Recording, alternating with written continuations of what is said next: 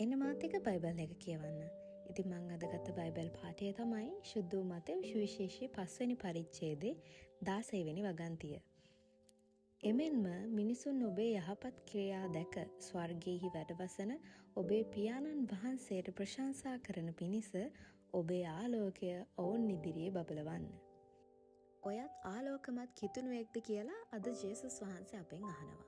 ජේසුස් සමිඳුත් එක්ක අපි හොඳින් ජීවිතය ගත කරද්දී හොඳ සමබරතාවයක් තියෙද්දී ශුද්ධාත්මයන්න් වහන්සේගේ ආලෝකය අපේ ජීවිත තුළ බබලනවා. දේශනා කරන්නම ඕනේ නෑ ජේසුස් වහන්සේ ගැන අනිත් අයට කියලා දෙන්න. අපි හැසිරෙන විදිහෙන්, අපි කතා බහ කරන විදිහෙන්, අපි සිටුේෂන්ස් වලදී මුහුණ දෙන විදිහෙන් අනිත් කෙනෙක්ට පෙන්눔 කරන්න පුළුවන්. එහෙම නැත්නම් අනිත් කෙනෙක්ට පෙන්වලා දෙන්න පුළුවන් අපේ ජීවිතවල ඉන්න දිව්‍යයන් වහන්සේව. ඉතින් අපේ ඇතුළේ තියෙන ආලෝකය අඳුරේ ඉන්න කෙනෙක්ට එළිය ලබා දෙනවා නම්, ජේසුස් වහන්සේට යන්න පාර පෙන්වලා දෙනවා නම්, ඒක තමයි අපේ ජීවිතේ වෙන්න ඕන ලස්සනම යුතුයකම.